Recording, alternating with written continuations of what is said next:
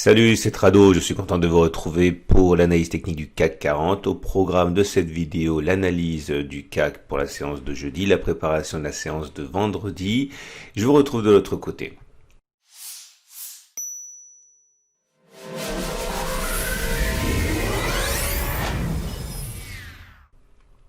Alors tout d'abord, je suis vraiment désolé de ne pas pouvoir vous proposer aujourd'hui le traditionnel backtest. J'ai quelque chose de très important à gérer aujourd'hui. Je vais manquer de temps pour passer le temps nécessaire pour faire ce backtest qui retrouvera sa place dès la prochaine vidéo. Je vous prie de m'en excuser. La raison à la hausse de 0,97% aujourd'hui et à chercher du côté des fondamentaux. Pas vraiment les cas de Covid puisqu'ils continuent à se développer et à inquiéter la communauté scientifique. Non, la raison de la bonne humeur des indices est à chercher du côté des États-Unis avec la possible abolition de la Volcker Rule, clairement une règle bancaire qui imposait aux banques américaines d'être très prudentes en termes de fonds propres, en séparant bien les activités, notamment les banques d'affaires, les banques de détail. Et vous imaginez bien que si les banques ne doivent plus respecter cette règle et travailler avec moins de fonds propres, ça rend leur activité plus facile et plus lucrative. Et à partir de là, c'est forcément dangereux. C'est pas pour rien qu'on avait établi cette règle, mais les marchés ont applaudi des deux mains dans un contexte où le chômage continue de se réduire et que les ventes de détail continuent d'augmenter. Donc voilà, c'est la fête sur les marchés et on a rebondi de manière évidente. Alors ce qui m'embête, je vais vous dire tout de suite ce qui m'embête. Vous le savez très bien, moi j'attendais la zone des supports, la zone de support des 4694, 4784 pour acheter. J'ai vraiment cru que j'allais pouvoir rentrer et le rebond massif a empêché les cours d'aller chercher cette zone. Je trouve ce rebond très mal, je ne trouve pas d'autre mot que placé. Ok, on a rebondi sur rien, au milieu de nulle part, et ça m'inquiète et je n'aime pas ça parce que c'est pas normal. Normalement, on aurait dû faire dans un cas de rebond ceci et on l'a pas fait. Alors c'est pas parce que je veux être mauvais joueur parce que j'ai pas pu rentrer, mais je me méfie encore une fois de ce rebond. Alors au passage, on a rebouché le gap qui n'existe plus. Donc voilà, les traders de gap sont satisfaits. Et par contre, on acte bien l'existence de cette résistance ici oblique noire, dont on ne sait pas vraiment ce qui va se passer, mais il y a des scénarios qui se dessinent. Solution numéro 1, et encore une fois, quand je parle de scénarios, c'est simplement des scénarios de travail, c'est pas du tout de la divination. Personne ne sait ce qui va se passer. Qui aurait pu penser qu'il se passerait ça, par exemple, aujourd'hui, Et donc, voilà ce que l'on peut avoir. Tout d'abord, un scénario en triangle descendant droit, quelque chose comme ça. Alors l'avantage de ce scénario, c'est que bon, on sait pas très bien dans quel sens ça va casser. Généralement, ça casse plus souvent que par le bas que par le haut, mais en fait pour l'instant il n'existe même pas, donc je vais même pas backtester avec vous, ça c'est de la science-fiction. Mais s'il cassait par le haut, enfin qu'il casse par le haut ou par le bas, on sait mettre des objectifs, ok. Donc il y a ceux qui peuvent trader ça en se disant, voilà, on va faire probablement une oscillation, c'est ce que moi j'espérais, et on repartirait vers le haut.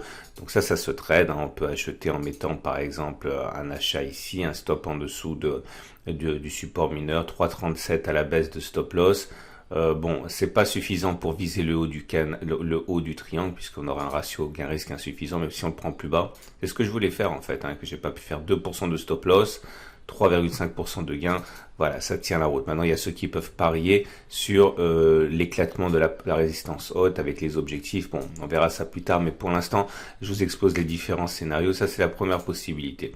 Deuxième possibilité, c'est d'avoir un triangle, mais pas ainsi, d'avoir une sorte de triangle symétrique. Alors là, pareil, c'est de la science-fiction. Je veux simplement vous montrer comment je travaille et comment je me prépare aux différents scénarios. Donc dans ce cas, on aurait une oscillation comme ça. Non, il est mal tracé mon triangle. Voilà, c'est plus comme ça. Voilà. Bon, c'est pas mal aussi. Ça, c'est pour ceux qui pensent que là, la Fed a mis un coup de grâce à la baisse et ça serait jouable. On ne sait pas si on va sortir par le haut ou pas. Ok, mais en tout cas, si on sort, on sait trader ça aussi. Je vous expliquerai au moment où on cassera, si on casse. Maintenant, autre solution, c'est celui de la... Alors, je vais pas trader ça parce que moi, soit je traderai ça si on sort du triangle, soit je traderai plutôt le triangle mais le triangle descendant droit. J'ai expliqué pourquoi.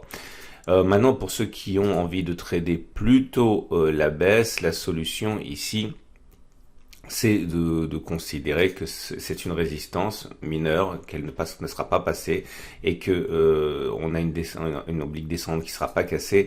L'idée, c'est qu'il faut soigner quand même son stop loss. Si on le prend maintenant et qu'on vise un retour sur le support mineur, vous le savez, si vous découvrez mes vidéos, chacun fait ce qu'il veut, personne ne connaît l'avenir, on a tous nos petites manies. Moi, ma manie, quand je trade, c'est de jamais viser plus bas, enfin, exceptionnellement viser plus bas qu'un support ou viser plus aucune résistance. J'aime pas ça pour une raison assez simple, c'est que j'ai pas envie d'avoir des tirs de barrage qui m'empêcheront d'atteindre mon objectif. Donc moi, je le fais pas. Mais voilà pourquoi je ne vise que 2,7%, à la limite le support, mais pas en dessous. Voilà, si imaginons que je vise 4,6% avec un stop au-dessus de la résistance à 3,%, ça tient la route, ok.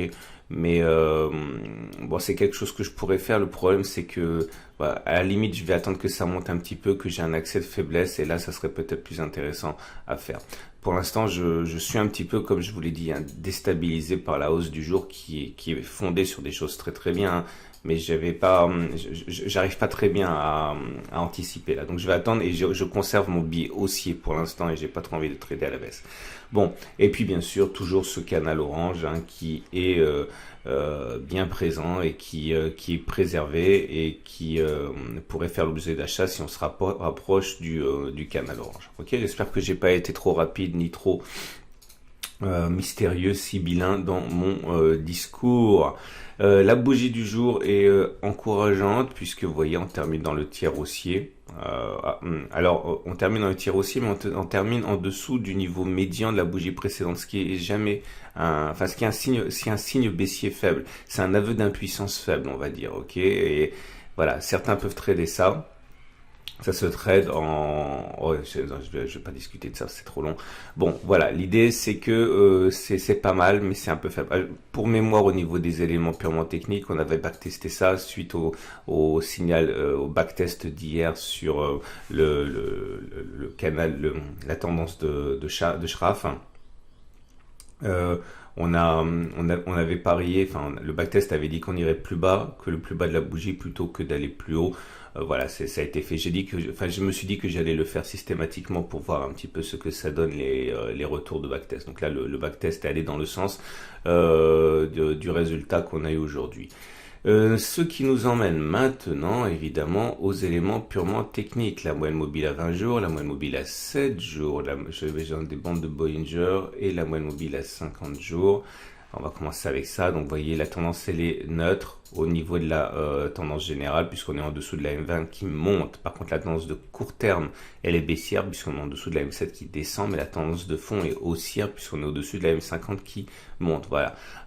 Ça commence à ressembler à peu près à n'importe quoi, mais en prenant un peu de recul, ça peut simplement vouloir dire qu'on consolide avant d'avoir une hausse. N'oubliez pas qu'on a connu une hausse monumentale de 28%, l'équivalent de 4 fois la moyenne annuelle en l'espace de 3 mois, ce n'est pas tenable et généralement ça consolide.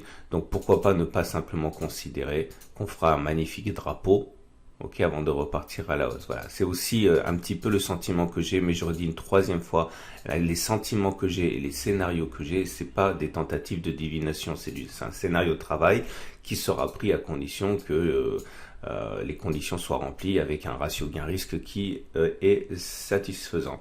J'aimerais vous parler également le super trend est toujours baissier par contre, attention, mais il a déjà rempli son office, puisque donc au regard du super trend, on devrait aller plus bas que la bougie sur laquelle ça a été créé, la cassure du super trend. Bon, ça a déjà été fait. Maintenant, c'est tradable aussi, mais c'est tradable à la baisse évidemment. Mais ce qui intéresse, c'est pas ça en vérité, c'est le SAR. Puisque le SAR, comme vous le voyez là aussi, on l'avait backtesté en son temps, le SAR a été cassé à la hausse, les petits points étaient rouges, ils sont devenus verts, et il est plus probable que l'on aille plus haut que la bougie de cassure du SAR, plutôt qu'on ne le fasse pas avant de casser le SAR. Donc voilà, clairement, au regard de cette statistique, sur 100 fois, on devrait aller plus haut que cette bougie-là. Et c'est aussi un des éléments qui m'incite à être prudent dans un swing baissier. On a fait le tour, on regarde les autres éléments techniques. Regardez ça, le CCI, bon, pas de message. Le stochastique, il a déjà délivré son signal, c'était avant-hier. Le MACD 0 est sous son signal, le MACD est sous son signal, le momentum il est sous 0 et le RSI il est à 50. Donc globalement c'est baissier. C'est baissier, mais il n'y a pas de véritable signal haussier pour l'instant qu'on puisse ni backtester ni prendre en considération. De toute façon, j'ai l'impression que c'est la période de consolidation qui s'ouvre, qui sera monitorée de près. Hein. Le reste, c'est un petit peu gadget. Hein. Je pars du principe qu'on va consolider soit dans un triangle symétrique, soit dans un triangle descendant droit. Et ça sera pour moi l'alpha et l'oméga de l'analyse technique à venir pour les prochains jours. On termine bien sûr avec l'Ishimoku. Et l'Ishimoku nous dit que c'est neutre avec ballottage favorable haussier. Vous voyez, je l'ai déjà dit, je le répète. Hein. On est au-dessus de la Tenkan, au-dessus de la Kijun, on est au-dessus du nuage. Tout ça, c'est bien. Malheureusement, les pentes sont plates.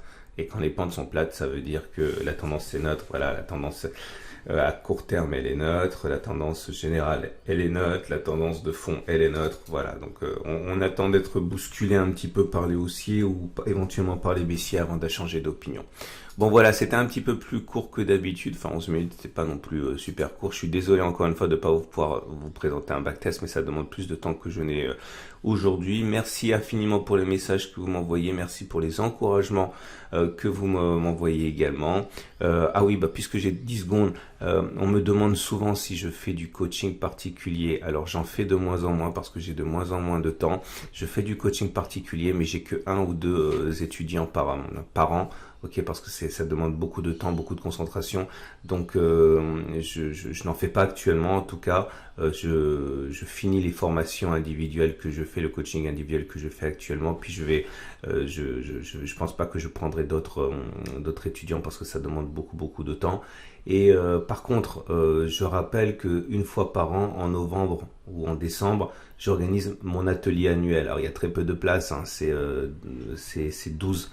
12 étudiants en même temps, c'est une journée de formation, mais ça je vous en reparlerai, au moment où ça se présentera.